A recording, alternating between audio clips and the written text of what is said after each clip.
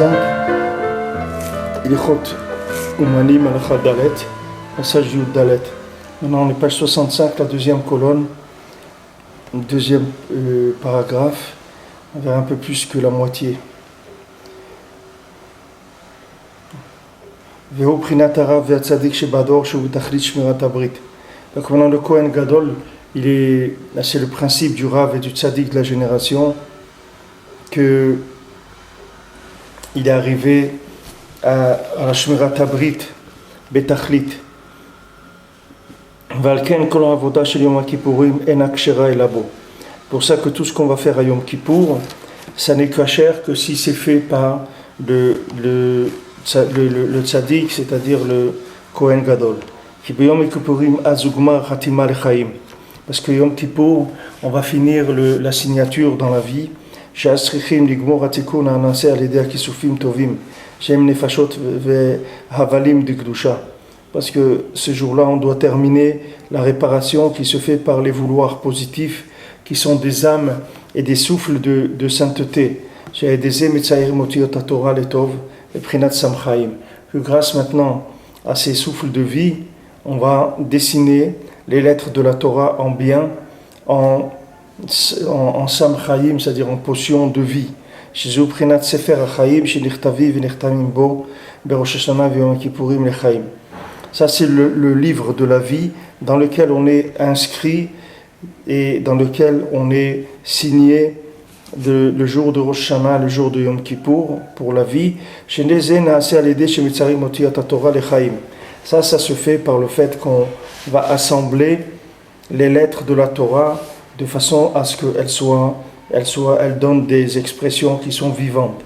Validé avalim venefashot shenasim mikisufim tovim chez l'Israël.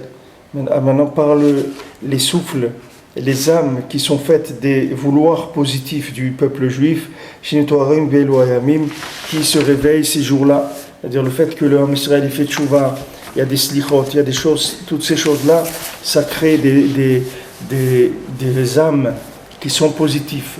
Alken az b'Yom Kippourim ikar hatikun al yedei Kohen Gadol.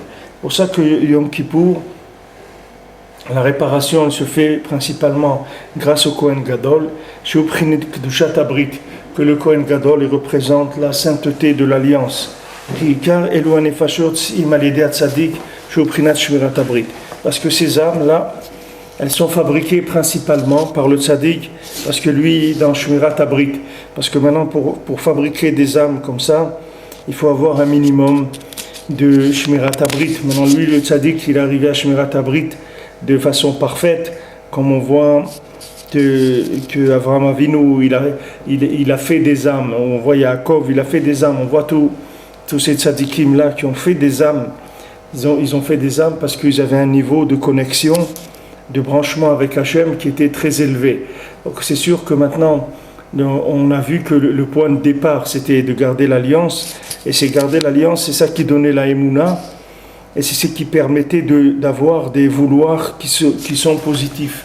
C'est-à-dire que maintenant, si quelqu'un n'est pas connecté sur Hachem, c'est sûr qu'il ne peut pas avoir des vouloirs positifs. Comment il va avoir des vouloirs positifs ? Il ne peut pas vouloir quelque chose qu'il n'est pas. C'est-à-dire d'abord, il doit être branché sur Hachem pour vouloir le bien. Il faut qu'il soit connecté sur celui qui a fait le bien dans le monde et qui l'entretient. Sinon, comment il va vouloir le bien ? C'est pas possible. Il n'y a pas de possibilité de vouloir le bien si on n'est pas connecté au bien.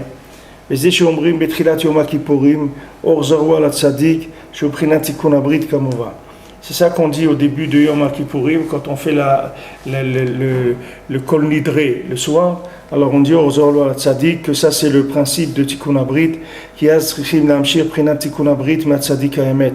Parce que maintenant, le jour de Yom Kippour, on doit faire notre travail, c'est d'attirer l'alliance, la réparation de l'alliance du tzaddik haemet, c'est-à-dire le tzaddik véritable, c'est lui qui va donner l'alliance au Ham Israël. J'avais dit ikar hatikun ha'igmar b'Yom Kippourim al yedei nefashot tovot. Que ça c'est le ikar de la finition de la réparation qui va se faire à Yom Kippour dans le fait qu'on va produire des âmes qui sont positives. Donc maintenant c'est par le fait qu'on fait appel au tzaddik le jour de Yom Kippour pour pouvoir fabriquer des armes positives. Comme on voit que quand Yosef il est parti en Égypte, alors après il y a la famine qui a commencé en Eretz Israël et ils ont été obligés de venir acheter du manger chez Yosef parce qu'ils n'avaient plus de possibilité de vivre. C'est-à-dire que maintenant, de la même manière que la nourriture, c'est elle qui va donner le souffle de vie. Et selon maintenant le niveau d'alliance de la personne et son niveau d'émouna, c'est ça qui va faire que sa nourriture, elle va lui donner de la vitalité positive. Quelqu'un, il va s'alimenter positivement par le fait qu'il va se nourrir avec de la émouna, avec du tikkun abrit, avec de la émouna. Et que si maintenant quelqu'un, il n'a pas de émouna, il n'a pas d'alliance, alors sa nourriture, c'est une nourriture qui est animale, c'est pas une nourriture humaine. C'est pas une nourriture humaine, c'est une nourriture animale. C'est pour ça que c'est écrit que chez Yaakov, les Mikneu à sa soukot. C'est écrit que Yaakov, il a fait des soukot pour son troupeau. Il a fait des soukot pour son troupeau. Pourquoi il a fait des soukot pour son troupeau? Qu'est-ce qu'on a dit que c'était la souka? La souka, on a dit que c'était le principe des Asagot et Lokut. C'est-à-dire une fois que quelqu'un il a eu le tikkun abrit, il a eu le vouloir positif, il est passé par Rosh Hashanah et Yom Kippour, après il va rentrer dans la souka. La souka c'est quoi? C'est celle des Memnuta, c'est-à-dire on dit c'est l'ombre de la Emouna. Il rentre dans la Emouna. Au lieu de rentrer dans l'ombre comme c'est quelqu'un, quand il est en prison, alors on dit il est à l'ombre, c'est-à-dire il est à l'ombre de la vie. Alors maintenant il y a des gens qui vivent dans l'ombre, c'est-à-dire du fait qu'ils n'ont pas l'alliance, alors ils vivent dans l'ombre. Alors Rabbeinu il dit que quelqu'un, quand il mange comme un animal, alors il tue les animaux. Parce que maintenant, ils mangent la nourriture des animaux. Alors les animaux, ils n'ont plus de quoi manger. C'est-à-dire, même quand ils mangent, il n'y a pas de vitalité dedans. Parce qu'il y a un monsieur ou une madame qui mange comme un animal. Donc lui, il a pris la nourriture des animaux. Donc les animaux, ils meurent. Donc ces gens-là qui sont pour la protection des animaux, il faut leur dire que c'est pas l'abattage rituel qui fait mal aux animaux. Mais eux, comme c'est des gens... Je ne veux pas dire des noms parce que c'est des noms qui sont tellement horribles que de les prononcer, leur nom, ça donne envie de vomir. C'est des gens qui sont tellement pourris dans l'état vote de ce monde. C'est des gens qui sont arrivés à des tels degrés de destruction dans les plaisirs malsains de ce monde. Et eux, ils viennent dire et qui sont pour la protection des animaux. Alors qu'ils ne savent pas que eux, tous les jours, ils tuent des animaux. Non, mais s'ils disent qu'ils sont pour la protection des animaux, c'est pour se protéger eux-mêmes, c'est des animaux. Oui, mais eux, ce n'est pas des animaux. Eux, ils n'ont pas le droit d'exister en tant qu'homme animal. Eux, ils ont été conçus comme êtres humains. Ils doivent se nourrir comme des êtres humains. Maintenant, quand ils viennent, ils piquent le manger des animaux. On les a mangés, les animaux, ils meurent. C'est pour ça que Yaakov Avinu, il a fait des soukottes pour ce troupeau. Parce que comme il a vu que les gens, ils mangeaient avec sans tikkun abrit, ils mangeaient sans réparer l'alliance, ils mangeaient sans émouna. Donc il a vu, ils sont en train de manger du manger des animaux. Donc je vais leur faire des soukottes à mes animaux. Comme ça, quand l'animal il va rentrer dans la souka, il va se protéger du manger animal que l'homme il a, et il va récupérer sa nourriture pour pas qu'il meure. Parce que l'homme, il tue les animaux quand il se nourrit comme un animal. Puisque l'animal, il y a maintenant Hachem, il envoie une quantité de nourriture pour les hommes, une quantité pour les animaux. Maintenant, l'homme, il ne veut pas manger de la nourriture humaine. Parce que pour manger de la nourriture humaine, il faut avoir un minimum de niveau dans le comportement de l'alliance et dans la émouna. Alors, comme il n'a pas ça, alors il mange du manger animal. Donc, quand les animaux viennent pour manger, ils n'ont plus de quoi manger. Donc, ils meurent. C'est pour ça que Rabbeinu dit que quelqu'un qui est dans Ta'avat Achila, il tue les animaux. Quelqu'un qui a la Ta'ava du manger, c'est quelqu'un qui tue les animaux puisqu'il leur prend leur nourriture. Donc il dit que le tikkun de la Ta'avat Achila, Rabbeinu dit c'est Sukkot. Chaque fête des 3 fêtes, il répare une des grandes ta'avot. Pessah, ça répare l'argent. Shavuot, ça répare l'alliance. Et Sukkot, ça répare la ta'ava du manger, Rabbeinu dit. Alors maintenant, pourquoi ça répare maintenant, ici, avec cette Torah, on comprend ça. Parce que maintenant, du fait que maintenant l'homme, il a un comportement animal, donc quand il mange du manger animal. Donc les animaux, ils n'ont plus de quoi manger. Donc la soukha, c'est une réparation pour ça, parce que la soukha, c'est l'ombre de la émouna, ça donne de la émouna. Donc Yaakov, il a mis son troupeau là-bas. Il a mis son troupeau dans la soukha. Les miknehu à sa soukot, c'est écrit. Il a fait des soukot, il a fait des soukot pour son troupeau. Pour que le troupeau, il soit sauvé, pour pas qu'il ait des problèmes.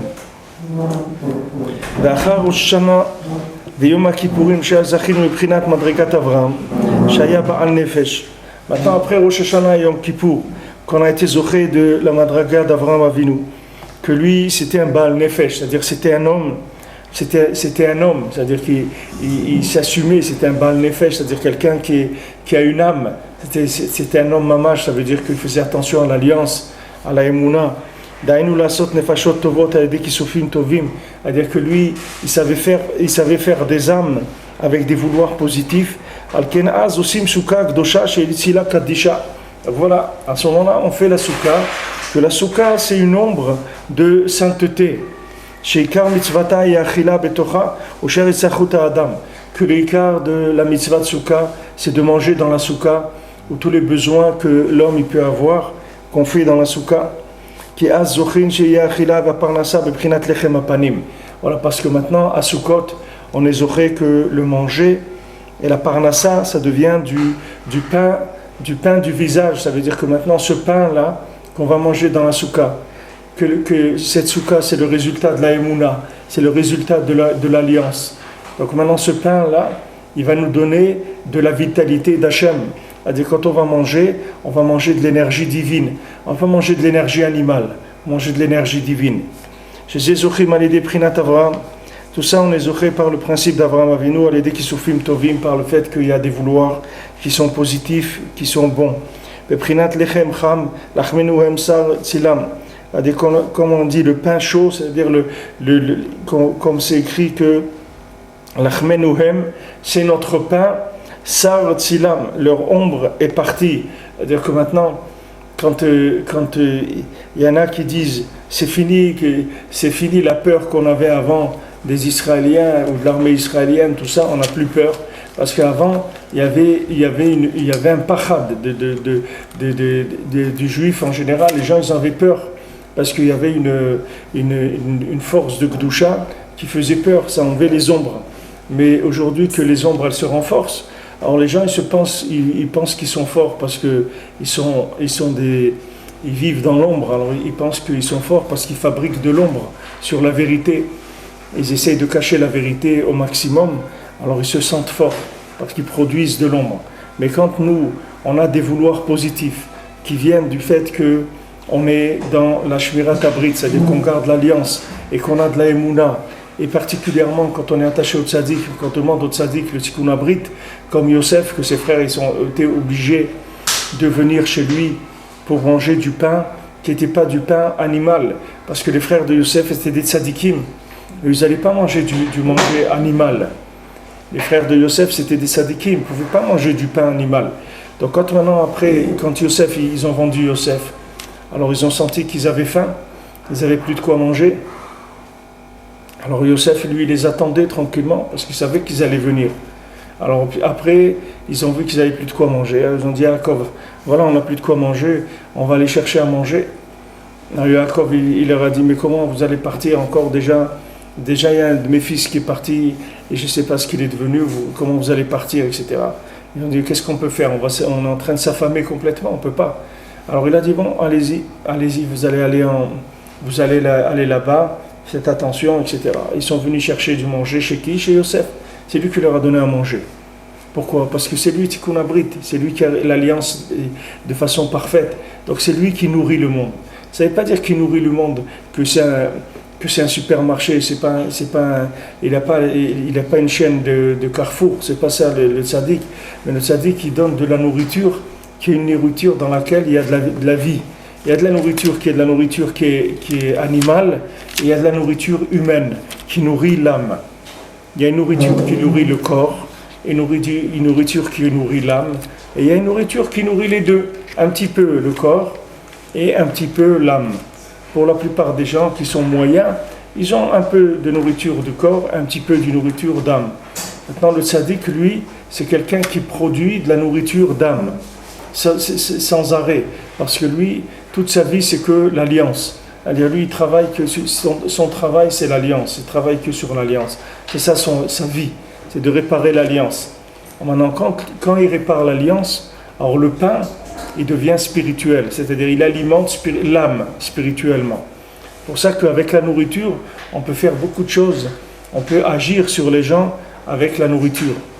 On peut agir sur les gens avec la nourriture, c'est-à-dire si quand la maman elle prépare à manger, elle prie à Kadosh Baruch Hu que dans cette nourriture-là, il y ait de l'énergie spirituelle pour son mari, pour ses enfants, alors elle va voir que Mamash, à travers la nourriture, elle peut faire passer de la émouna, elle peut faire passer des choses en faisant à manger. C'est pour ça que tout ce qu'on peut manger qui est cuisiné à la maison, c'est toujours mieux que de manger des choses qui sont cuisinées à l'extérieur, même si c'est très bon à l'extérieur ou ça a l'air très bon. Mais c'est sûr qu'au point de vue vitalité, il n'y a rien du tout dedans, puisque ce sont des gens qui font le manger que pour faire de l'argent ou autre. Donc maintenant, dans cette nourriture-là, elle est pas très chargée en spiritualité. Et si maintenant la personne elle-même, elle n'a pas un degré déjà de mouna, alors quand elle mange ça, c'est sûr que ça fait qu'alimenter ses instincts. C'est quelque chose qui va alimenter ses instincts. Donc maintenant, Yosef, lui, il est là, il est en Égypte, et il attend tranquillement, parce que lui, il a pris toute la richesse de l'Égypte, il l'a conservée, l'a mise de côté. Pourquoi ? Pour les tzadikim qui vont arriver, il y a des tzadikim qui vont venir, et ils ont besoin d'être nourris spirituellement, ils veulent la nourriture spirituelle. Alors ils savaient qu'ils allaient venir chez Yosef. Lui, il les attendait, c'est tout. Parce qu'il savait que le monde, il allait arriver. Toujours les tzadikim, quand ils ont reçu leur fonction, d'Akadosh Baruch Hu, quand Akadosh Baruch Hu leur a donné leur fonction, alors ils ont averti le Ham Israël qu'ils avaient quelque chose à donner au Ham Israël, que maintenant ils étaient venus pour donner quelque chose à Ham Israël. Mais quand le Ham Israël, la plupart du temps, il n'était pas prêt à les accepter, alors ça s'est fait par le contraire, c'est-à-dire vous avez la possibilité soit de prendre le vaccin, soit de prendre le médicament. C'est à vous de choisir. Soit vous prenez le vaccin et vous n'avez pas besoin de tomber malade, et soit vous ne prenez pas le vaccin, alors vous prendrez le médicament une fois que vous serez malade. C'est ce que Rabbi Nachman il a dit au monde. Rabbi nous l'a dit au monde, si vous voulez, vous pouvez prendre le vaccin. Si vous ne voulez pas prendre le vaccin, alors vous prendrez le médicament. C'est-à-dire vous allez voir qu'un jour vous allez venir chez moi et vous allez demander, voilà, priez pour moi, est-ce que vous n'avez pas un tikkun klali, est-ce que vous ne savez pas comment je peux aller à Ouman, je voudrais aller à Ouman, je voudrais que mon fils il aille à Ouman. Il dit, mais qu'est-ce qui se passe? Il y a quelques années, vous ne parliez pas comme ça. Il dit, mais ça a changé, c'est-à-dire on n'est plus dans le même, on n'est plus comme on était avant. C'est-à-dire, qu'est-ce qui s'est passé? Eh bien, la maladie, elle a augmenté, parce que la maladie, sans le tzaddik, la maladie, elle augmente chaque jour. Celui qui n'a pas le tzaddik, tous les jours, il est plus malade. C'est pas quelque chose qu'on peut arrêter. Parce que le tzaddik, il est venu pour une fonction qui est claire, et cette fonction-là, il faut, si maintenant le monde, il cherche pas à se rapprocher du tzaddik, il faut savoir que le monde, il va avoir un besoin de plus en plus grand de se rapprocher du tzaddik. Parce que c'est une évidence qui est quelque chose qui est mis en place et qui est dans le système astral, dans tout. C'est pas quelque chose c'est pas un plus. Quelqu'un qui se rapproche du tzaddik, c'est pas pour un plus, c'est pas pour avoir, tiens, c'est intéressant, la chassidoute, c'est quelque chose d'intéressant. Rabbeinu, c'est pas de la chassidoute, et c'est pas intéressant, et c'est pas pour ça qu'on vient chez Rabbeinu. On vient chez Rabbeinu parce que les Rebbe, il s'appelle un Rofei Nefashot, c'est un médecin de l'âme. C'est quelqu'un qui soigne les âmes. Pourquoi il soigne les âmes? Parce que les âmes, elles sont malades. C'est une évidence, c'est pas quelque chose qui est... Et de plus en plus, les gens, ils sont malades, et de plus en plus, les gens, ils cherchent à se rapprocher de Rabbi Nachman, que ce soit de ses enseignements, de ses conseils, d'aller à Ouman, Il y a de plus en plus de gens, pour Hachem, qui vont, que ce soit des hommes, que ce soit des femmes, des gens qui essayent d'amener tous leurs enfants, leurs garçons avant l'âge de 7 ans. Toutes ces choses-là que l'âme Israël, on voit qu'ils se réveillent vers ça. Ça vient de la prise de conscience de la maladie. Ça vient. Maintenant, il y en a quelques-uns qui cherchent un vaccin. Et ça, c'est des gens qui sont déjà eux-mêmes des tzadikim. Les tzadikim, eux, ils se rendent compte qu'il y a un problème et ils cherchent un vaccin. Comme le fils du Rav, le maasé du fils du Rav que Rabbi nous raconte dans le Sipur Maasiot. Le fils du Rav, lui, il cherchait pas à se soigner d'une maladie. Le fils du Rav, c'était lui-même un tzaddik. C'était pas quelqu'un qui cherchait à se soigner d'une maladie. Ou Rabbi Nathan, c'est pas quelqu'un qui cherchait à se soigner d'une maladie. C'est quelqu'un qui savait qu'il y avait un manque. Il manquait quelque chose. Dans le puzzle, il manquait un morceau. Il y a quelque chose qui fonctionnait pas. Alors lui, il a cherché jusqu'à qu'il a trouvé le Rebbe. Parce qu'il a vu que il manque quelque chose dans ce système-là. Il y a quelque chose qui tourne pas rond. Quelque chose qui n'est pas complet dans ce qu'on nous propose. בבחינת לחם חם לחמנו הם סרצילם, שזהו בחינת סוכה שהיא צילה קדישה, שמכניע ומבטל צילם של העקום, בבחינת לחמנו הם סרצילם. Donc maintenant, grâce à cette ombre-là, qui est l'ombre de la souka, il va annuler l'ombre qui est l'ombre de la Sitra Achara. Quand ils ont mis Yosef dans le puits, ils ont mis Yosef dans l'ombre. Ils ont voulu le mettre dans l'ombre. C'est pour ça qu'ils l'ont descendu dans le puits. Ils ont descendu dans le puits pour cacher la lumière de Yosef. C'est ça qui a entraîné toutes les difficultés qu'ils ont eues après. Kisuka ou Prinat Avraham Isha Chesed, Shezacha le Keuna, comme Shkatu. Pasuka, c'est Avraham qui est un homme de Chesed. Comme c'est écrit qu'il a été zoché que c'était un Kohen, Avraham.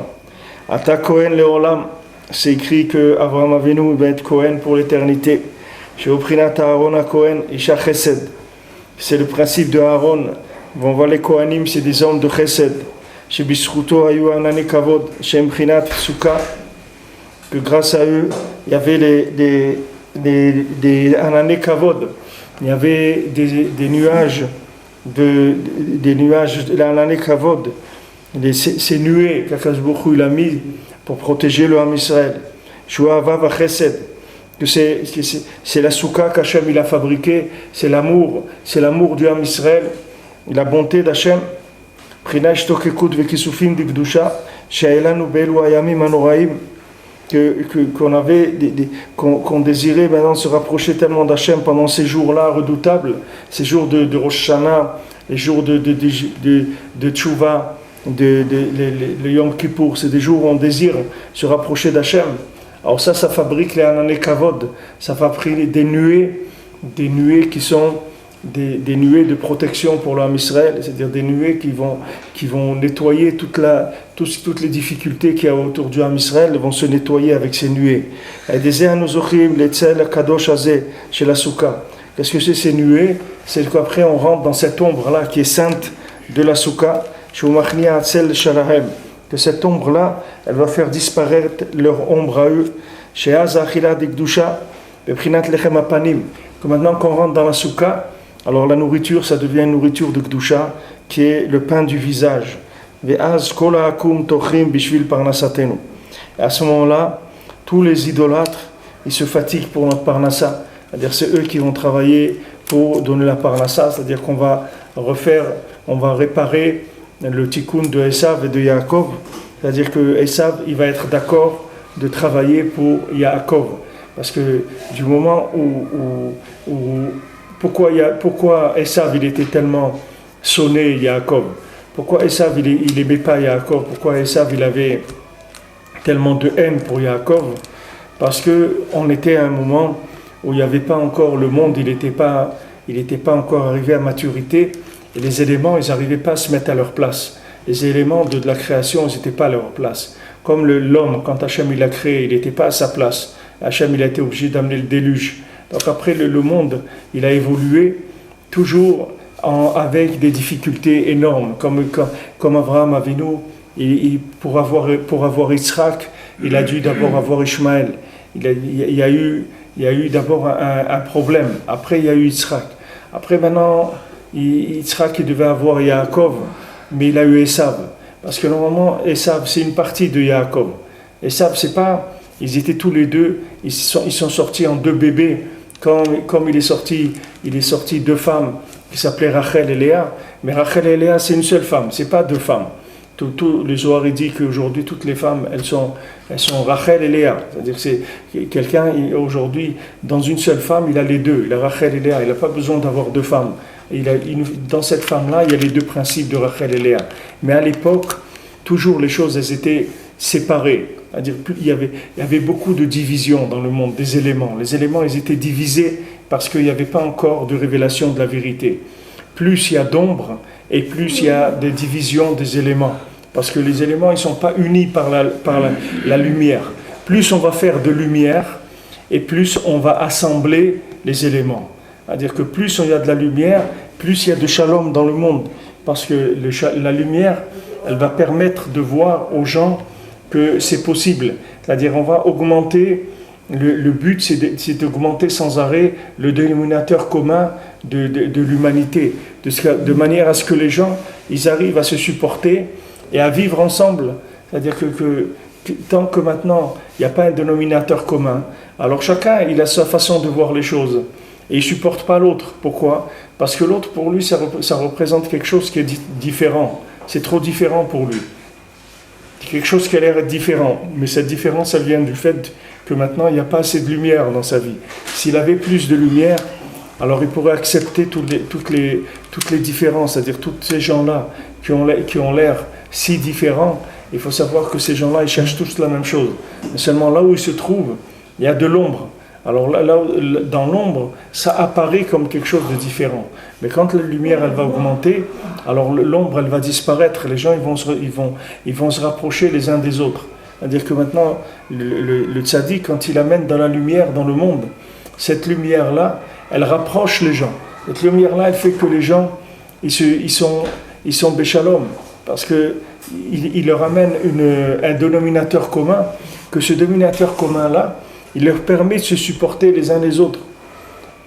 Que le point de départ, c'est que la personne, elle se supporte elle-même, déjà, qu'elle n'ait pas une séparation entre son âme et son corps, ce qui définit la maladie, c'est-à-dire quelqu'un qui est malade, c'est qu'il a l'âme et le corps qui se séparent, c'est ça qui fait la maladie. Alors quand il se sépare un tout petit peu, alors la personne elle est un tout petit peu malade, et s'il se sépare beaucoup, ça s'appelle quelqu'un qui est mort. Parce que son âme et son corps ils se sont séparés. Maintenant, ça c'est pour l'individu lui-même. Après, maintenant, il y a après le zivoug. Quelqu'un, il n'arrive pas à trouver son zivoug. Voilà, combien de jeunes, ils veulent se marier, ils demandent, ils prient à Kajbourou, je veux me marier et tout, ils n'arrivent pas à trouver leur moitié. Pourquoi ils n'arrivent pas à trouver leur moitié ? Parce qu'ils sont trop dans l'ombre. C'est-à-dire là où ils sont, il y a trop d'ombre. Donc ils n'arrivent pas à trouver leur moitié parce que la différence qu'elle a leur moitié, là où ils sont, ils n'arrivent pas à la trouver. Parce que cette différence-là, là où ils sont, ils n'ont pas de shalom avec cette différence-là. Donc ils ne peuvent pas la voir. Autant qu'il y a des difficultés à vivre le mariage, autant qu'il y a des difficultés à trouver son zivoug. Bichlal, comment on voit aujourd'hui combien de gens qui dépassent 25 ans, qui dépassent 30 ans, qui dépassent 35 ans, qui arrivent à 40 ans et ils ne sont pas mariés. Comment le monde il est arrivé à ça? Comment le monde il est arrivé à cette chose-là qui est le béaba de la vie? C'est-à-dire que c'est le béaba de la vie. Le Shulchan Aruch il dit à 18 ans, un ben adam il doit se marier, c'est tout. Il y a pas c'est le béaba de la vie, c'est le début de la vie. C'est l'alef-bête de l'être humain de se marier. C'est l'alef-bête de l'être humain. Et après, on voit Hashem Ishmor tellement de divorces, tellement des choses comme ça. Pourquoi ? Parce que les gens ils vivent dans l'ombre. Cette ombre-là, c'est qu'elle ne permet pas de voir les choses comme elles doivent être. Mais par exemple, des gens qui ont eu des enfants, alors ils ont pas le droit de divorcer. Parce que du moment où des gens ils ont eu des enfants, ça veut dire qu'ils sont capables d'être echad. Voilà, ils ont donné echad. Ils étaient deux, ils ont donné un. Donc ça veut dire qu'ils sont ensemble, qu'ils sont unis. S'ils n'étaient pas unis, ils n'auraient pas pu donner un. Si maintenant deux, il a donné un, ça veut dire que ces deux-là, ils sont fusionnés dans un. Ça veut dire qu'ils ont du shalom. S'ils n'avaient pas du shalom, comment ils auraient pu avoir un enfant ? Parce que pour avoir un enfant, il faut un qui donne l'âme, un qui donne le corps. Donc il faut qu'ils s'associent. S'ils ne s'associent pas, il n'y a pas de possibilité. De possibilité de procréer. Quand le fait qu'il y a eu des enfants, ça veut dire qu'il y avait du shalom. et qu'il y a du shalom entre les gens. Donc ils n'ont aucune raison de divorcer. Mais comme les gens, ils sont dans l'ombre, c'est-à-dire qu'ils sont petits dans leur tête. Leur tête, elle est tout petite, minuscule. C'est-à-dire que leur conception de la vie, elle est mamache minuscule, toute petite. Le cerveau, il est atrophié à un niveau on ne peut même pas imaginer. On le voit uniquement par ce qui se passe, mais on ne peut pas imaginer à quel point les gens ils vivent avec un cerveau atrophié complètement. Ils ne peuvent pas supporter le prochain, ils ne peuvent pas supporter le mariage, ils ne cherchent pas à se marier, ou ils ne trouvent pas la femme, ou quand on va leur présenter une femme, jamais elle est bien, ou si elle est trop grande, ou elle est trop petite, ou elle est trop grosse, ou elle ne sait pas parler, ou elle ne sait pas chanter. Il veut qu'elle sache chanter de la cantonade italienne, ou il veut qu'elle sache préparer de la pizza, ou il veut qu'elle sache jouer de l'accordéon, ou chacun a des trucs dans sa tête. Son esprit est petit, tout petit. Alors que maintenant, les mains, c'est que toute femme, ça peut être le zivouk de quelqu'un, il n'a pas besoin de se casser la tête. Et si ce n'est pas son zivouk pour l'instant, il va la faire, il va la construire, ça va être son zivouk. Mais non, les gens se rencontrent. Ah non, celle-là, j'ai pas ressenti, celle-là, j'ai pas eu de déclic, j'ai pas flashé, j'ai pas des trucs. Alors voilà, mais la montre, elle tourne. Et la montre, elle n'a pas de rahmanout. La montre, elle ne va pas s'arrêter pour quelqu'un et dire bon, on va t'attendre que tu cherches. Quel âge tu as maintenant? Tu as 20 ans? Bon, ok, on attend que tu cherches. C'est-à-dire d'ici 30 ans, on va te compter que 1 an, c'est tout. C'est-à-dire dans 10 ans, on va te dire que tu as 21 ans. Parce que non, la montre, elle ne s'arrête pas, le temps, il passe. Et le temps, il passe, ça veut dire qu'il y a des yichoudim qui ne se font pas. Chaque jour qui passe, ça veut dire qu'il y a un yichoud que la personne, elle pouvait faire, qu'elle ne fait pas. C'est-à-dire un yichoud dans toute sa vie, dans son argent, dans son manger, dans sa respiration, dans tout. Si quelqu'un il est marié, alors que c'est comme c'est écrit Matzaïcha, Matzatov, quelqu'un qui a trouvé une femme, il a trouvé le bien. Pourquoi il a trouvé le bien? Parce qu'il a trouvé la possibilité de commencer à produire. Ça y est, l'usine elle commence à marcher, il commence à faire des yichoudim. Chaque fois qu'il va aller travailler, qu'il va amener la parnassa à la maison, qu'il va donner la parnassa à sa femme, alors il va y avoir le yud qui est l'homme et le he qui est la femme qui vont s'assembler. C'est une révélation du Shem Hashem. Quand quelqu'un donne parnassa à la maison, il fait la révélation du Shem Hashem, c'est un binyan du Mishkan, c'est un binyan du Bet HaMikdash. Et quand quelqu'un il est tout seul, et il gagne de l'argent, et il achète et tout, qu'est-ce qu'il fait avec? Et c'est un travailleur de l'ombre, il est dans la moitié dans la moitié cachée de la lune, il n'y a pas de lumière dans sa vie, il n'y a pas de production. Qu'est-ce qu'il fait de sa vie?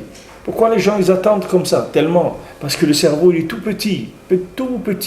Alors maintenant quelqu'un qui sait qu'il a un cerveau petit, alors au moins qui rentre dans la émouna, qui disent bon, puisque maintenant je suis tellement bête que j'ai pas compris ce qu'il fallait faire. D'accord, j'ai pas compris. Alors je vais écouter, je vais demander au Chachamim, qu'est-ce que je dois faire de ma vie. Alors le Chachamim va lui dire la première chose que tu dois faire, va te marier, c'est tout.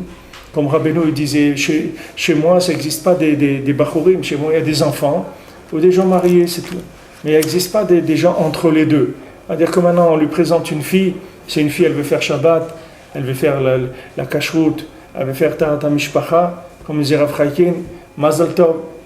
On disait, est-ce que c'est un bon shidur? Voilà, on m'a présenté. Alors il demandait, est-ce qu'elle veut faire le Shabbat, la kashrut, pureté familiale, Mazal Tov. Tous les autres critères, c'est des critères qui sont les critères de l'ombre. C'est des critères de l'ombre. Il faut que la personne réalise combien le compteur il tourne, combien chaque jour c'est dommage qu'il ne produit pas. Comme quelqu'un il a une usine avec des machines extraordinaires, avec une capacité de production qui peut faire des choses, et toutes les machines elles sont éteintes, on attend le courant, on attend que ça démarre. On est là, on attend. Quand est-ce qu'il va démarrer? On commence. Qu'est-ce qui peut se passer? Qu'est-ce qui va se passer? Tu vas te marier, Bezrat Hashem, tu vas avoir des enfants. Maintenant, qu'est-ce que tu vas recevoir un peu plus de coups de poing que tu reçois quand tu es tout seul. Quand tu es tout seul, tu reçois un peu des coups de poing dans ton travail ou dans la rue ou n'importe où. Et là, c'est ta femme qui va te les donner. Ben, c'est pas grave, qu'est-ce qu'il y a? On n'en meurt pas de tout ça. Il n'y a personne qui est mort de tout ça. Mais quelqu'un qui fait des yichoudim, ça c'est des choses qui sont extraordinaires. C'est yichoudim, il gagne, il a une maison, il rentre, il a une maison. il a une usine à Yehudim, c'est-à-dire que une maison, c'est une usine à fabriquer des Yehudim d'Hachem. C'est-à-dire chaque seconde, il est meyached à Kadosh Baruch Hu, avec la Shrina. Quelqu'un qui est marié, chaque seconde, il fabrique. Voilà, la Torah dit Lotov Adam Levado, Sharoui Blisha, Sharoui Blisimcha. C'est quelqu'un qui n'a pas de femme, il n'a pas de joie. Il est Lotov. Et Lotov, pourquoi il est Lotov? Il y a des gens qui ne sont pas mariés, c'est des gens très bien, très corrects, très honnêtes, généreux, joyeux, tout ce que vous voulez, mais ce n'est pas vrai. Ce que tu vois là, c'est Lotov. Comme dans Sipurei Maasiot, la princesse disparue, quand il la trouve dans ce palais-là, elle est dans un palais, voilà, elle a été prise par un roi. Il y a un palais, il y a des musiciens, il y a du manger extraordinaire. Tu rentres là-dedans, c'était un décor féerique, fantastique. Le manger, il était merveilleux. Il y avait de la musique extraordinaire. Il y a un roi, il y a une reine. Qu'est-ce qui manque? Il lui a dit, qu'est-ce qui manque? Il lui dit, tu sais, ici, ne détrompe-toi. Ici, c'est le Lotov. Ne crois pas que c'est bien ici. Pourquoi? Parce qu'elle n'avait pas son zivoug. Pour ça, c'est le Lotov. Parce qu'elle n'avait pas son zivoug. C'est Lotov. Tout ce que tu vois là, ne crois pas que c'est vrai. Tout ça, c'est Lotov. Ne crois pas que c'est vrai. Il n'y a rien du tout. C'est mamash rien. Ça s'appelle Lotov. Alors elle lui a dit, sache qu'il faut que je sorte d'ici, parce qu'ici c'est le makom du Lotov, donc il faut que j'en sorte. Comment je vais en sortir? En sortir par le fait, je vais faire Idboïdou, tu vas faire Idboïdou tous les jours, tu vas voir des retsonantes, tu vas demander à Kadosh Baruch Hu, aide-moi. Tu vas aller chez le tzaddik, tu vas demander au Rebbe, tu vas lui dire, voilà Rebbe, vous ne pouvez pas me laisser comme ça tout seul, et tout, j'ai besoin de trouver mon zivoug. Je ne peux pas rester comme ça. Je ne peux pas rester comme ça seul. J'ai besoin de mon zivoug, j'ai besoin de servir à quelque chose sur terre, besoin de faire des yichudim, j'ai besoin d'avancer dans ma vie. Alors, tout ça avec des retsonantes. On demande à Kadosh Baruch Hu avec des retsonantes, mais l'usine des retsonantes, elle est chez le tzaddik. Comme il dit ici qu'à Yom Kippour, on va chercher maintenant le tzaddik, il n'y a que le tzaddik Ador, le Kohen Gadol, que lui fabrique ces Yehudim là, le jour de Yom Kippourim, qui rentre dans le Kodesh HaKodashim, et que là-bas il va prier, il va bénir tout l'Am Israël. Maintenant ce Isha Chesed là, alors lui il va faire des Yehudim dans le monde, il va faire que les gens ils vont pouvoir commencer à sentir un petit peu qu'est-ce qu'ils font sur terre, ils vont commencer à sortir de l'ombre, commencer à aller un petit peu vers la lumière. C'est pour ça qu'à Sukkot, on va amener 70 vaches par rapport à 70 aux 70 nations. C'est-à-dire qu'à Sukkot, on va amener des offrandes pour les 70 nations. Vous avez trouvé déjà un peuple sur terre qui amène des offrandes pour le Ham Israël. Vous avez déjà trouvé un peuple qui va et qui dit maintenant on va aller dans l'endroit de notre prière et on va faire des offrandes pour le Ham Israël. C'est vrai, il y a des gens qui sont il y a certaines des personnes qui viennent en Israël comme ça, des religieux qui aiment beaucoup d'autres nations qui aiment beaucoup le Ham Israël. Mais nous, la Torah, elle nous a imposé ça. La Torah nous a imposé qu'on doit amener à Sukkot des korbanot pour toutes les nations. On doit amener pour les 70 nations, on doit amener des offrandes pour eux. Vous voyez qu'on n'est pas des gens, on n'est pas des gens qui ont de la haine pour qui que ce soit, puisque maintenant on est le peuple qui va rassembler toute l'humanité vers Hachem. Nous, on n'a aucune haine de personne. C'est voilà, on va payer de notre poche des vaches, on va les amener au Beth HaMikdash, on va faire des korbanot pour des nations. Voilà,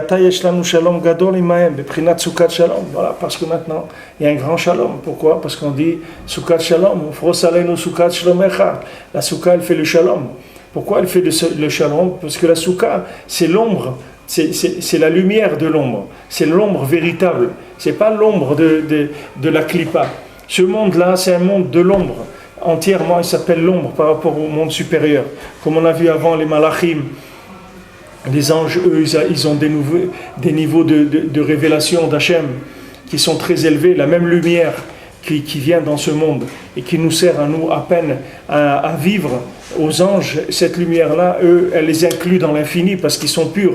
Donc maintenant, ce monde-là, dans sa généralité, il s'appelle l'ombre parce qu'on est dans un corps. Alors on est dans le côté ombragé de la divinité. Parce qu'on est dans un corps. Comme Rabbeinu, il a dit pourquoi il est parti à 38 ans. Il a dit parce qu'il ne peut plus rester dans le corps. Maintenant, il est arrivé au maximum de ce qu'un individu peut concevoir comme spiritualité dans un corps. Donc maintenant, il est obligé de partir. Comme ce monde-là, dans sa généralité, il s'appelle de l'ombre. Mais il y a une ombre qui est de la Gdusha et il y a l'ombre de la Sitra Achara. C'est-à-dire, il y a l'ombre de la Gdusha qui est un récipient pour recevoir la lumière, et il y a l'ombre de la Sitra Achara qui est l'exploitation du fait qu'il y a de l'ombre.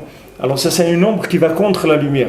Maintenant, à Sukkot, comme on a fait maintenant les Tikkun Abrit, on a fait Tikkun Abrit, on a fait Emouna avec Rosh Hashanah et Yom Kippour.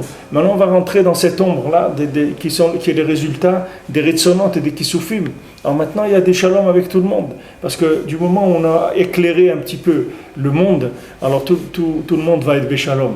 Ce qui manque quand il n'y a pas de shalom, c'est un concept. C'est comme c'est écrit, Yavua Katuv Shlishi V'Achia Benehem. Il va venir le troisième, et le troisième concept, alors lui, il va les arranger à tous les deux. Parce que quand il y a deux, alors il y a un contre un. Mais quand il y a trois, automatiquement, on retrouve un. Quand vous commencez, il y a un, il y a deux. Dès qu'il y a deux, il y a séparation. Maintenant, quand vous revenez dans un chiffre impair, toujours le chiffre impair, il est 1. Comme il est 1, alors 3 aussi c'est 1. 5 aussi c'est 1. Pourquoi ? Parce qu'il y a toujours un qui va ni à droite ni à gauche. C'est-à-dire lui, il inclut toujours la droite et la gauche. Donc toujours l'impair, il est echad. C'est-à-dire il réunit les deux éléments qu'il y avait avant. Maintenant, quand on arrive à Sukkot, c'est-à-dire qu'il y a une révélation d'un da'at qui est tellement grande, il y a des makifim, des concepts d'Hachem qui se révèlent dans le monde, et qu'à ce moment-là, c'est le shalom. Parce que quand deux personnes ne s'entendent pas, c'est parce qu'elles sont deux. Si maintenant elles sont trois, elles s'entendent. C'est pour ça que je vous ai dit, un couple qui a un enfant, il n'a pas le droit de divorcer, parce que c'est sûr que c'est un couple qui est valable. Puisque jamais ils seraient devenus un s'ils n'étaient pas valables. Puisque maintenant les deux, ils ont donné un. Ça veut dire qu'ils sont un. Ils ne sont pas deux. La preuve, le voilà. C'est plus tard qu'à voir l'enfant, le voilà. Cet enfant, c'est le témoignage qu'ils sont un. Et voilà, c'est un être vivant qui a été créé par la fusion de deux êtres. Donc ils ne peuvent pas dire on ne s'entend pas. C'est pas vrai, c'est du mensonge. C'est du mensonge, c'est pas vrai, ils se trompent. Voilà, le dénominateur commun, ils l'ont. Dénominateur commun, ils l'ont. Tu prends 3, c'est dénominateur commun. Tu prends 1 et 2, tu les trouves dans 3. Le 1 et le 2 se retrouvent dans le 3. Maintenant, à chaque fois que tu vas prendre comme ça un chiffre impair, il va inclure les différences qu'il y a avant lui. Tout chiffre impair, il va inclure les différences qu'il y a avant lui. C'est pour ça que le lien du Rosh Hashanah du Rebbe, il est tellement chachou, parce que chaque Neshama qui vient, elle produit un chiffre de dénominateur commun. C'est-à-dire un qu'on ne pouvait pas attraper avant, maintenant on va l'attraper. C'est comme si vous faites une corde qui descend. Maintenant cette corde, elle descend chercher des gens dans l'abîme. Maintenant cette corde, elle fait 200 km de profondeur. Maintenant chaque fois qu'il y a un qui vient à Rosh Hashanah, ça augmente la possibilité de la corde pour aller chercher les gens plus loin, à chaque fois plus loin. Pourquoi ? Parce que chacun qui vient, alors Rabbeinu dit qu'il est bonné, un baït, que ce baït-là, il peut inclure maintenant quelqu'un d'autre. C'est-à-dire on a construit une maison pour lui. Avant, on n'avait pas de maison pour lui. Maintenant, ça y est, il y a une maison pour lui. Lui aussi, il va trouver. Gantzipor Matzabait. Même cet oiseau-là, il a trouvé une maison. Lui aussi, il a trouvé une maison. Avant, c'était un oiseau. L'oiseau, il y a des gens, ils s'appellent l'oiseau. On dit l'oiseau. Bon, il n'a pas de maison. Ah, maintenant, même cet oiseau-là, lui aussi, il a trouvé une maison. Parce qu'on a augmenté la possibilité d'inclure la personne, de le mettre béchalom avec le monde, de le mettre béchalom avec lui-même, avec la bria. On lui a mis sa place, il a trouvé sa place dans le monde.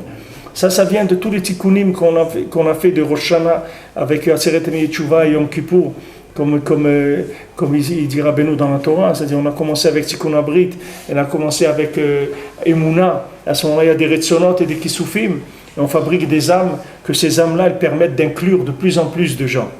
Plus en plus de gens.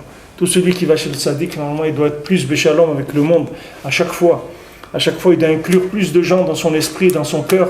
Il doit arriver à inclure plus de gens. C'est ça la preuve qu'il était à Rosh Hashanah chez le tzaddik. Si maintenant quelqu'un il vient, il est plein de haine, ça veut dire qu'il est passé à côté. Il y a quelque chose qu'il n'a pas attrapé. Parce que normalement, le tzaddik, il donne que de la hava. Le tzaddik, il exclut personne. Le tzaddik, c'est le principe même de l'inclusion. Yosef Hatzadik, il parlait 70 langues. Voilà, comme maintenant on amène 70 vaches à Sukkot, Yosef il parlait 70 langues. À dire qu'il était capable de parler le langage de tout le monde. Il n'avait pas de difficulté à transmettre la Torah à n'importe qui. Que quelqu'un soit sous un angle comme ci, sous un angle comme ça, n'importe quel angle où il était, il arrivait à lui trouver son lien avec Echad, avec le Lashon HaKodesh, avec Echad, avec HaKadosh Baruch Hu. כי עתה יש לנו שלום גדול עמהם מבחינת סוכת שלום, כי כולם טורחים בשביל פרנסתנו. Pourquoi maintenant on est de shalom? Parce que tous maintenant ils se fatiguent pour nous donner notre parnassa. C'est ça le résultat du shalom. Le jour où tu te verras Esav qui dit voilà, je veux te donner, maintenant j'ai décidé de travailler pour toi, alors sache que maintenant ça s'appelle que tu es béchalom avec lui. C'est ça le vrai shalom. Le vrai shalom, c'est que tout le monde se met à sa place. On commence par Esav. Esav, il se met à sa place. Esav, il décide de faire le travail qu'il devait faire avant. Esav, il devait servir Yaakov. C'est pour ça qu'il a été créé. Parce que Esav, c'est la partie de Yaakov qui n'a pas été inclue dans le spirituel. Il y a dans Yaakov, il y a le matériel et il y a le spirituel. Et toute la guerre qu'il a eu Yaakov, c'est d'arriver à ne pas lâcher dans l'équilibre, c'est-à-dire à garder l'équilibre. Aussi bien qu'il a dû prendre le droit d'aînesse, il a dû l'acheter à Esav. Il a roulé, comme Esav s'est rendu compte qu'il lui a pris le droit d'aînesse. Il lui a acheté, bien qu'il lui a acheté, mais il savait très bien qu'il le roulait. C'est comme si vous voyez un petit enfant, comme c'est arrivé ici, un petit enfant, il a acheté un billet de loterie qui était gagnant. Alors le marchand lui a dit, je te le rachète, je te rends l'argent. Et le petit enfant, il a dit, non, moi je veux mon billet de loterie. Il dit, bon, écoute, comme tu es gentil et tout, je vais te donner maintenant 10 billets de loterie. Et le petit enfant a dit, non, je veux mon... Et comme ça, je trouve que la police, en fin de compte, c'est la police qui est venue. Et il s'est rendu compte que l'enfant, il avait un billet gagnant. C'est pour ça que le marchand, il voulait lui prendre son billet. Parce qu'il a vu qu'il était gagnant. Comme c'était un enfant, alors il n'a pas... Ça, c'est pareil. C'est-à-dire que maintenant, qu'est-ce qu'il a fait Yaakov? Il lui a dit à Esav, oh, il est joli le petit papier que tu as là, c'est joli ces petits dessins, tiens, je vais te donner tu veux pas une petite assiette de lentilles ou un truc, qu'est-ce que tu vas faire avec un papier? Il dit, c'est vrai, un papier, moi de toute façon je vais mourir, qu'est-ce que je vais faire avec ça? Je vais rien faire avec ça. Alors, ok, prends-le, c'est tout, tiens, donne-moi un plat de lentilles, c'est bien. Mais ça, vous croyez que ça c'est quelque chose qui est... Vous voyez, quand on a fait les choses comme ça on a réparé quelque chose? On n'a rien réparé pour l'instant. Maintenant on l'a fait avec de la ramaout, on n'a pas fait ça officiellement. Officiellement, c'est que tu prends Esav, tu lui parles, tu dis, regarde Esav, toi tu es une partie de moi, mais toi tu es la partie extérieure de moi. Donc toi tu dois travailler pour moi, tu dois m'amener la parnassa. Et moi, je dois étudier la Torah et enseigner la Torah au monde. Mais maintenant, pourquoi Esav ne pouvait pas supporter ça? Parce qu'il n'y avait pas de shalom. Ça veut dire que maintenant, la lumière de Torah qu'il y avait dans le monde, elle n'était pas assez grande pour pouvoir permettre à Esav de s'inclure dans Yaakov. Donc Esav, il s'est séparé de Yaakov. Il voulait tourner pour lui-même, il voulait tourner à son compte. Donc maintenant, il lui a acheté la Bechora. Et après, il lui a pris les brachot. Parce que Rivka, elle a vu que Esav, il ne s'apprêtait pas du tout à faire ce pourquoi il a été créé. Tandis que Yitzhak, lui, croyait que Esav, il était sincère. Il dit, mais voilà, Esav, lui maintenant, il va travailler pour son frère et tout. Il va lui construire des yeshivot, il va lui faire des choses, il va l'aider dans tout ce qu'il a besoin et tout, pour que lui, il puisse distribuer au monde la connaissance d'Hachem. Alors, lui, Yitzhak, il croyait que c'était ça. Alors, Rivka, elle était plus dans comme on dit, elle était plus dans l'Inyanim, elle était plus dans la réalité des choses. Elle a vu que Esav, il était sonné Yaakov, il n'avait pas du tout l'intention de nourrir Yaakov. Donc elle lui a dit, mon fils, tu vas lui prendre des brachot, on ne peut pas faire autrement. Tu vas lui prendre des brachot, et elle a déguisé, etc. C'est pour ça que Yitzhak, après, il s'est écrit qu'il a eu peur, qu'il a tremblé, Yitzhak. Il a dit, qui c'est celui-là qui est venu et qui a pris les brachot? Alors on dit Gamba Ouchiye, ça y est, quand Yitzhak il a eu ça, comme on dit en hébreu, la Simone il est tombé, c'est-à-dire Yitzhak il a réalisé qu'est-ce qui s'était passé. il s'est rendu compte de tout. À ce moment-là, il a tout compris. Il a compris que Esav, il n'avait pas du tout l'intention de servir Yaakov. C'est pour ça que Yaakov, il a dû faire tout ça pour prendre les brachot. Mais le fait que Yaakov, il a pris les brachot, c'est pas quelque chose, c'est quelque chose toujours, c'est comme la sortie d'Égypte, c'est quelque chose, c'est des attitudes prématurées, mais c'est pas des attitudes de tikkun. C'est-à-dire que c'est juste, on se met en position, mais pour l'instant, on n'a rien résolu du tout. On va avoir résolu le problème le jour où Esav il vient, Bessimcha, et il te dit, regarde, je vais travailler pour toi, va étudier, va prier. Et moi, je vais travailler, moi, je vais te donner la parnassa. Le jour où Esav il va faire ça, ça veut dire qu'on a réparé le monde. Tant que maintenant, il n'y a pas ça, ça veut dire que le monde n'est pas réparé. On se trouve toujours dans la position de Yaakov. Non seulement sur la position de Yaakov, mais on est accusé sans arrêt de vouloir prendre l'argent du monde, d'être des gens qui cherchent l'argent, des profiteurs du monde entier. On a toutes les économies du monde, on a toujours une part dedans, on a dans toutes les fortunes du monde, etc. Pourquoi on est accusé tout le temps? Parce que toujours, Esav, il est toujours pour l'instant, il est toujours à sa place, on n'est pas arrivé à l'inclure. Après maintenant, Yaakov, il va chez Lavan. Alors maintenant, comment il va chez Lavan? Il prend Léa, après il prend Rachel. Après maintenant, il dit, je vais travailler pour j'ai besoin de Parnassa, je vais partir. Alors Lavan, il dit, ok, alors qu'est-ce que tu veux? Dis-moi ton salaire, je vais te payer. Et Yaakov, il dit, non, tu ne me donnes pas de salaire. Voilà, on va faire comme ça. Tous les troupeaux qui vont naître comme ça et comme ça, je les prends pour moi. Donne-moi, moi, que des animaux qui sont comme ci, comme ça, et ceux qui vont naître, qui vont avoir t'acheter, tout ça va être à moi, le reste c'est à toi. Et après, Yaakov, il fait tout des tikkunim, des choses pour faire naître des animaux. Et ça aussi, il a utilisé, il a utilisé aussi de la ramaut. Hein? Voilà, un stratagème, un superfuge. Hein? Superfuge. Stratagème. Un quoi? Subterfuge. Sub ou sup? S-U-B. Ah, subterfuge? Non, Subterfuge. Bon, ok, ça va. Je vois qu'il n'y a pas de problème. Je vois qu'il n'y en a aucun ici qui est diplômé de la Sorbonne. On n'a pas de souci à se faire, on ne va pas aller loin. Alors maintenant, pourquoi il a roulé aussi Lavan pour lui prendre la Parnassa? Parce que l'humain, c'est Yaakov, la vérité qu'il est venu amener dans le monde. Il ne pouvait pas, il n'y avait pas de possibilité encore de la révéler. Et Yaakov, il n'a pas fait comme Yosef qui est venu, qui leur a dit, vous savez, mes frères, j'ai rêvé, j'ai rêvé que vous allez tous vous prosterner à moi. Il a dit, ah oui, tu crois ça, tu vas voir ce qu'on va te faire. Alors après il vient, il dit, ah oui, j'ai rêvé encore, ne croyez pas que c'est comme je vous ai, c'est stable, voilà, regardez, j'ai encore rêvé. Il dit, ah bon, tu vas faire ça, attends, tu vas voir. On va te tuer, on va voir ce qui va se passer avec toi.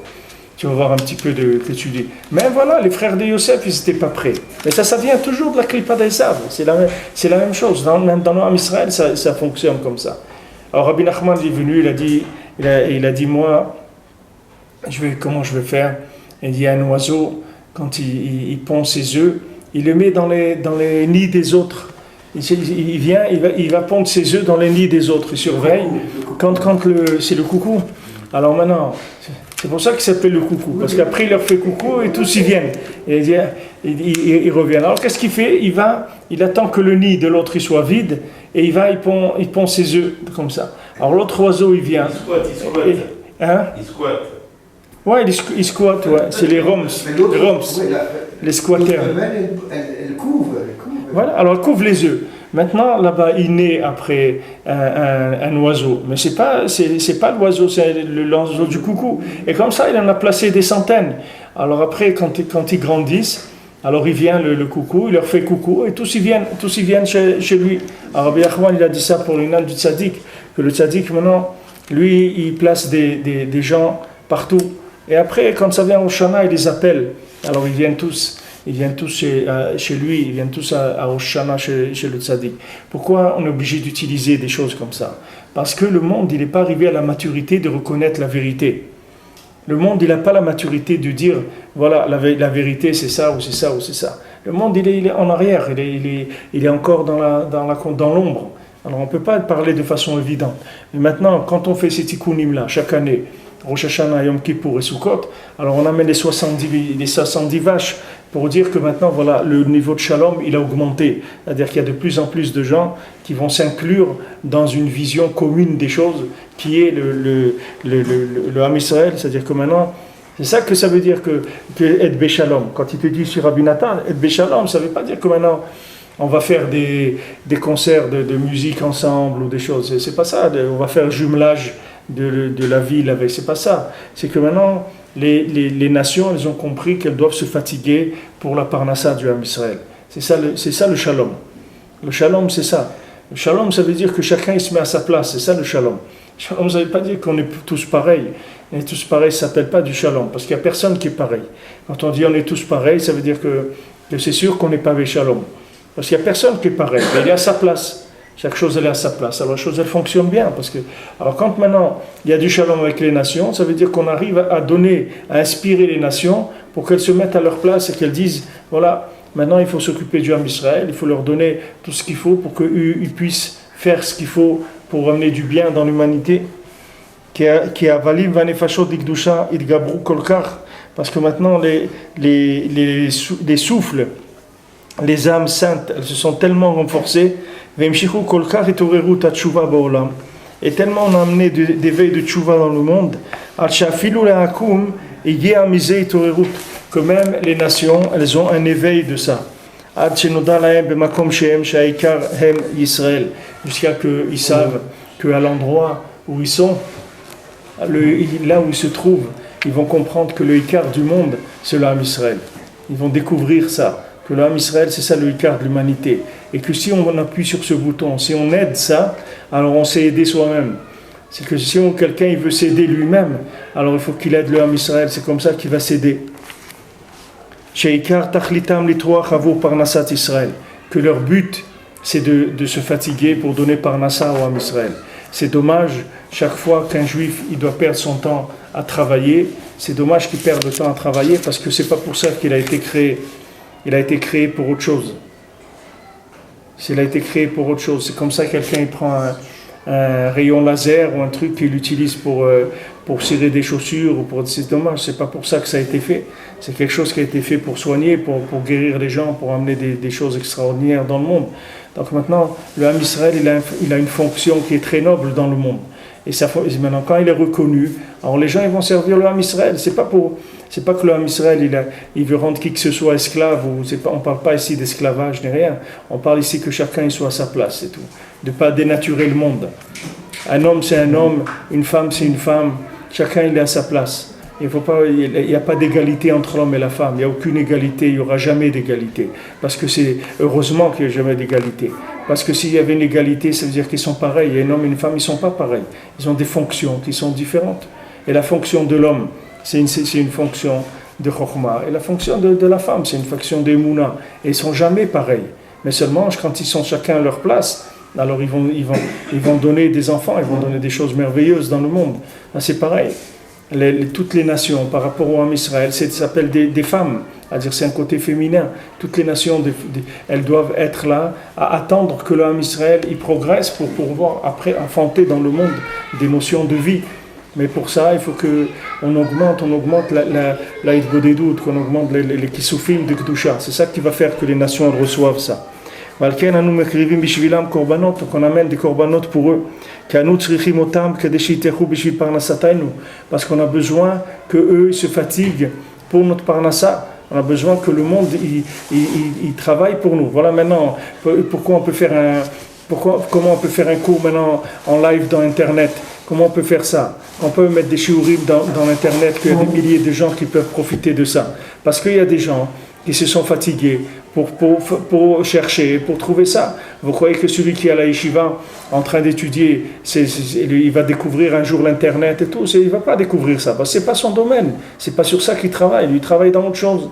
Mais maintenant, vous voyez que Esav, lui, se fatigue pour aider le Ham Israël, pour amener. Maintenant, aujourd'hui, ce n'est pas fait de façon consciente, mais il arrivera un moment où ça sera de façon consciente et consentie et joyeuse aussi. Il sera heureux de le faire.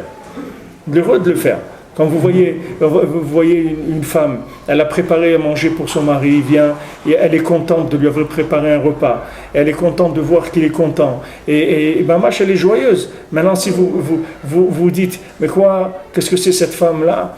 C'est pas une femme de ménage, non? Qu'est-ce que c'est ça qu'elle est en train de laver le linge de son mari et de préparer à manger? Pourquoi une femme, c'est une femme de ménage? Mais qu'est-ce qui a parlé de femme de ménage? Personne n'a parlé de femme de ménage.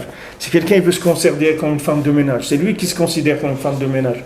Mais si une femme, elle est à sa place, elle est heureuse là où elle est, ce qu'elle fait, qu'elle fait à manger pour son mari, ou qu'elle lave le linge, ou qu'elle repasse, ou qu'elle nettoie la maison, mais elle est au Beth Amikdash, elle est en train de travailler. Pourquoi le Cohen, il est déjà venu dire, et le Lévi sont venus dire, ah, pourquoi on est des femmes de ménage, nous, qu'on travaille pour vous, là, en Israël, vous amenez là le korbanot, vous venez faire la fête à Jérusalem et tout, on est là en train de travailler toute la journée dans le Beth Amikdash, on doit se lever la nuit, il y a des mishmarot la nuit, etc.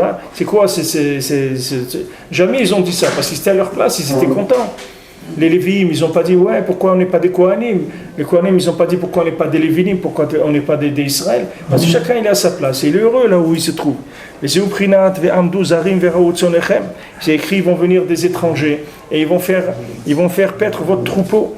Ou Bnei Nechal, Ikarchem, Ve'kormechem, Ve'atem Kohané Hashem Tikrao. Voilà, eux, ils vont venir, ils vont faire travailler vos vignes, ils vont tout faire fonctionner. Vous allez vous appeler des Kohané Hashem, des prêtres d'Hashem, des gens qui sont là dans le monde pour enseigner la parole d'Hashem. Kohané Hashem Daika, des prêtres d'Hashem. Prinat Kohen Isha Chesed, que c'est Kohen, un homme de Chesed, chez Prinat Avraham, chez Aya Baal Nefesh. Le principe d'Avraham Avinu, qu'il était Baal Nefesh, c'est-à-dire qu'il faisait des âmes. Qui fabriquait des âmes par le languissement, par la miséricorde, la bonté, par l'amour qu'il avait. Jésus prinat souka, ça c'est l'union de la souka. Que ça va faire que la mitzvah de souka, ça fait que les nations, elles se fatiguent pour notre parnassa. Prinat ve'amdu zarim ve'ra'ut sonechem. Comme c'est écrit, des étrangers vont venir et ils vont faire paître votre troupeau, ils vont vous dire, mais non, pourquoi vous faites berger et tout? Ne faites pas berger, c'est dommage. Allez apprendre la Torah, allez enseigner la Torah, prier pour le monde, pour qu'on ait tout ce qu'il nous faut. Et voilà, c'est ça notre travail, c'est ça qu'on veut faire. Mais ça, il faut l'amener à ce que les gens ils aient conscience de ça, par le fait que nous, on va faire Hitbo des doutes.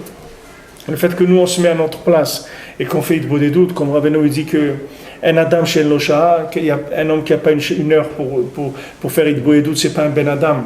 Alors d'un autre côté, Adam chez Losha, Zénikra Adam, c'est-à-dire quelqu'un qui est Adam, qui a fait Hitbo des doutes une heure. Alors il s'appelle Adam, c'est un Ben Adam.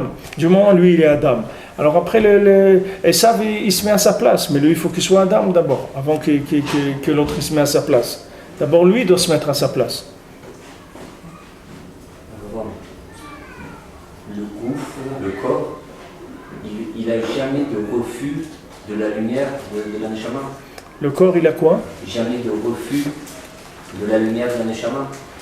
Comme on dit là, on voit dans le sable, pas possibilité de parler avec lui. Si on dit Esav, c'est le corps de Yaakov. Ouais. C'est Esav. Yaakov n'a même pas essayé de parler avec lui. C'est un immédiateur, on dit. Il n'y a pas un immédiateur. C'est-à-dire le corps, il n'a pas un côté qu'un jour il ne peut pas défaire, il ne peut pas entendre parler d'un Neshama. Ça dépend de l'âge de la personne. Ça dépend de l'âge de la personne. En général, jusqu'à la bar mitzvah, c'est comme ça. Après la bar mitzvah, ça commence. Après la bar mitzvah, ça commence qu'il commence à avoir une possibilité de domination du corps et de l'âme. C'est-à-dire que l'âme, elle commence à pouvoir dire quelque chose. Mais il y a une période d'enfance et d'adolescence. Période d'enfance et d'adolescence, là, le corps, il est très, très fort. Il est en pleine... C'est-à-dire qu'aujourd'hui, on est dans une période où le gouffre, c'est-à-dire les nations du monde, elles peuvent recevoir de la Neshama, c'est-à-dire d'Israël. Bien sûr, elles reçoivent déjà. Elles reçoivent, mais seulement c'est pas de façon consciente. Nous, ce qu'on veut, c'est que ça soit de façon consciente, de manière à ce qu'on puisse organiser la vie. Pour l'instant, c'est de façon inconsciente. Mais quand ça va être de façon consciente et acceptée et voulue et aimée, ça va être fait dans la joie. C'est pas que ça va être fait dans la joie. Tu vas voir des fois des gens des nations qui sont leur bonheur, c'est d'aider l'homme Israël, c'est tout. C'est comme ça qu'ils sont heureux. Ils se sentent à leur place quand ils font ça. Ils sont joyeux. Ils se sentent dans la plénitude. C'est à ça qu'il faut arriver. C'est-à-dire qu'il faut que tu convainques le corps que ce corps-là, il soit joyeux de servir la Neshama. Mais si la Neshama ne fait pas son travail de Retzonot et de Kisufim d'Hachem, le corps il ne peut pas suivre, il dit qu'est-ce que je vais suivre moi? Tiens, tu vas nous emmener où tu nous amènes, là, à la dérive tu nous amènes. Où tu nous amènes, cette Neshama, où tu veux nous amener. Il faut que la Neshama ait un kécher avec Akadosh Baruch Hu par le Dibour. Le Dibour il est fait de corps et d'âme. C'est-à-dire que le Nafshi Atzab Bedabero, c'est-à-dire que le Dibour il crée l'âme, mais c'est une union entre le corps et l'âme. Quand maintenant il y a des voix qui sortent, des sons qui sortent, des vouloirs positifs qui sont exprimés par la parole, ça fait naître une âme. Et c'est cette âme-là qui va faire que le corps il va s'inclure dans l'âme. C'est pas quelque chose qui va se donner ni par la force physique, ni par la force. Il y a des gens, ils veulent casser leur corps pour l'annuler à l'âme, mais ça sert à rien. Rabbi nous l'a dit, ça sert à rien. Tu peux pas casser le corps. Tu peux pas casser le corps. Le maximum que tu vas arriver quand tu vas casser le corps, tu vas le neutraliser, d'accord? Tu vas pas t'embêter pour faire ce que tu as à faire. Mais tu n'es pas arrivé du tout à faire quelque chose, parce que le but, c'est pas de le neutraliser. Le but, c'est de l'utiliser, d'en faire quelqu'un qui va t'aider, d'en faire un associé, c'est pas de le neutraliser. Il va encore plus loin que la vision classique de la Géoula. C'est-à-dire la vision classique de la Géoula, c'est les Umot, ils viennent, ils nous font la guerre, on les fracasse. Donc Am Israël il est grand et eux ils sont petits. Ça va dit non, on va les inclure. On va les inclure, il n'y aura pas de guerre. Il n'y aura pas de guerre. C'est pour ça que Rabbi nous dit que l'arme de Mashiach, c'est la tefila. C'est une arme. Mais c'est l'arme, c'est le dibour, c'est pas les armes. Parce que les armes, ça sert à rien. Si tu as pris quelqu'un par la force et tu l'as enfermé, tu l'as obligé à faire quelque chose, mais tu n'as rien gagné, parce que tu n'as pas fait descendre la conscience d'Hachem à son niveau. Tu as utilisé la force, ça ne sert à rien. Pourquoi Hachem il est patient avec nous? Parce qu'il ne veut pas la force, il ne veut pas utiliser la force. Si vous voulez utiliser la force, il nous aurait réparé depuis longtemps, mais pas par la force. Parce qu'il veut être présent dans les mondes inférieurs. Et ça veut se faire que par la parole, la diffusion de la parole, sans arrêt. De là, la chashivou de parler de Rabbeinu, de diffuser le plus possible les enseignements de Rabbeinu.